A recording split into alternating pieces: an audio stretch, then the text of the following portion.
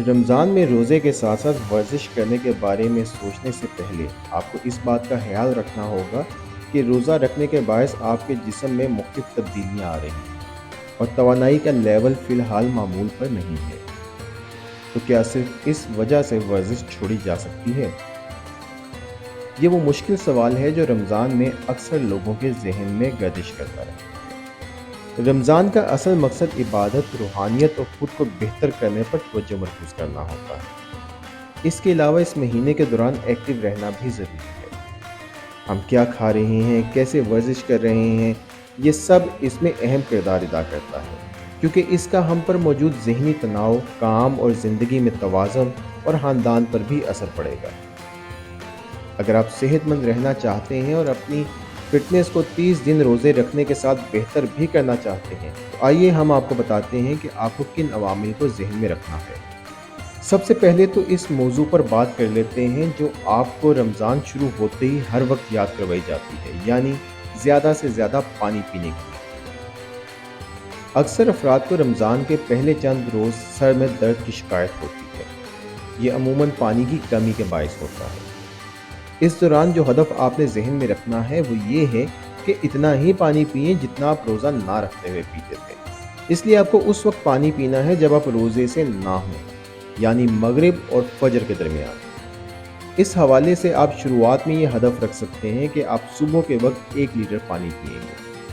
अगर आप आम दिनों में भी चाय या कॉफ़ी पीते हैं तो ज़्यादा पानी पीना भी अहम हो जाता है, क्योंकि अमूमन कैफ़ीन के अचानक ना मिलने से भी सर में दर्द की शिकायत हो सकती है। अहम बात यह है कि आप चाय या कॉफ़ी पीने की शरह को रमज़ान शुरू होने से पहले ही कम कर दें। ताहम अगर फिर भी आपके सर में दर्द की शिकायत है तो पानी ज़्यादा पीना एक अच्छा हल साबित हो सकता है, क्योंकि अब आप 3 की बजाय 2 मरतबा खाना खाएंगे, यानी रात को अफ्तार और तुलूए आफ्ताब से पहले सहरी। इसलिए आपको ऐसे खानों को चुनना है जो पूरा दिन आपकी तवानाई को बहाल रखने में आपकी मदद करें। लोग समझते हैं कि क्योंकि इनकी तवानाई कम है तो इन्हें सहरी करने के बजाय सो जाना चाहिए। हालांकि सहरी आपके लिए बहुत ज़रूरी है। सहरी में आपके खाने में कॉम्प्लेक्स कार्बोहाइड्रेट्स होने चाहिए, जिनमें प्रोटीन भी हो और सेहतमंद फैट्स भी हों। फिर अगर आप कुछ सब्जियां खा सकें या फल ले सकें तो ये भी मुफीद होगा। जौ का दलिया एक ऐसी ग़िज़ा है जो आप आम तौर पर तजवीज़ करते हैं, क्योंकि इसमें वो तमाम अज्जा मौजूद होते हैं जिनकी आपको ज़रूरत होती है। ये खाने के एतबार से भी बहुत ज़्यादा भारी होते हैं। दलिए के साथ दही, तुफ़मलंगा, फल और दूध भी ग़िज़ा के एतबार से अहम है। इतनी जल्दी खाना भी मुश्किल होता है, ख़ास तौर पर अगर आप इसके आदी ना हो, मगर बहुत जल्द आपका जिस्म इसका आदी हो जाएगा। अगर पहले चंद रोज़ आपको मुश्किल महसूस हो रही है तो आप सिर्फ चंद नवालों से शुरू करें। चौथे या 5वें दिन तक अमूमन आपको भूख लगना शुरू हो जाएगी।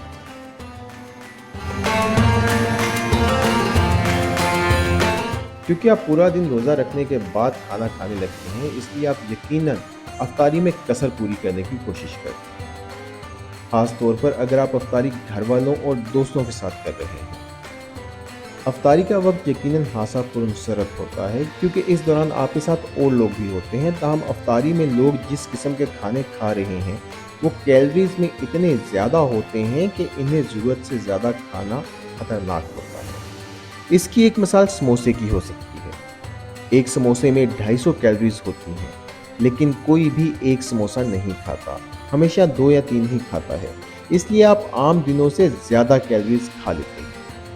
अगर आप ऐसा हफ्ते में एक बार कर रहे हैं तो शायद फिर भी ठीक है, लेकिन ऐसा अमूमन पूरे महीने किया जाए तो वो आपके लिए अच्छा खासा खतरनाक साबित हो सकता है। ज़्यादा खाने के बाद ऐसा महसूस होता है जैसे आप में बिल्कुल तवानाई ख़त्म हो चुकी है।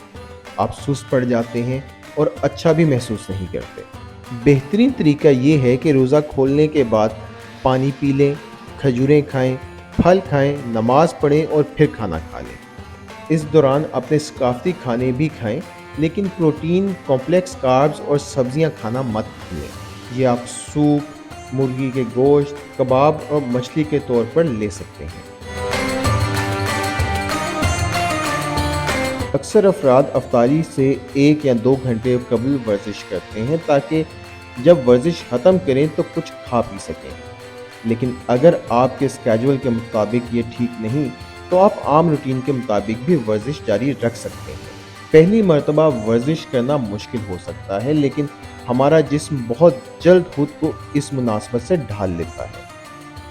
اس کے علاوہ آپ افطاری کے بعد بھی ورزش کر سکتے ہیں، لیکن کیونکہ اس دوران عشاء کی نماز بھی آتی ہے، اس لیے وقت نکالنا ذرا مشکل ہو سکتا ہے۔